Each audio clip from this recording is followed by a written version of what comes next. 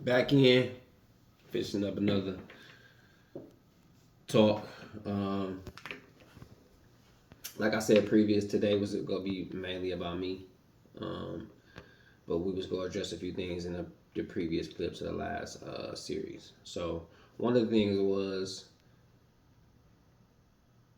the dysfunction of my family or whatever about my mom. Me and my mom has had a dysfunctional relationship for over a decade or two that we personally worked out on our own time.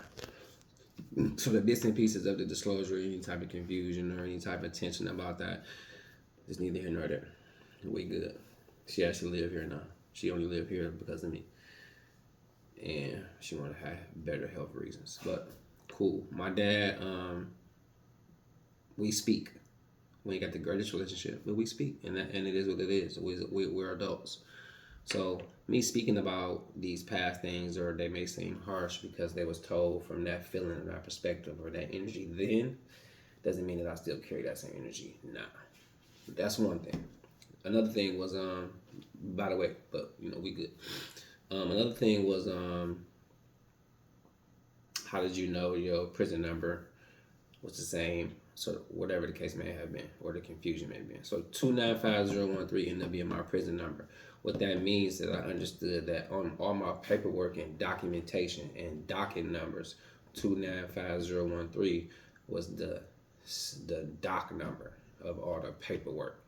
And so because I read all my paperwork, I seen all my paperwork, I seen all my cases from each individual case, 295013 stuck out. When I actually went to prison, my uniform, if anybody know how it works, everybody's known by a number.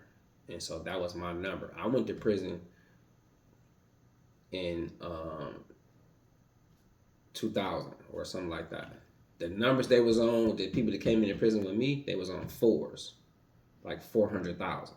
My number when I went was 295013, which means if you go back and check the history of the numbers of the people that went to prison in 1997 and 1998, I was in that bracket number of 295013. And so that's how I put those together, understanding how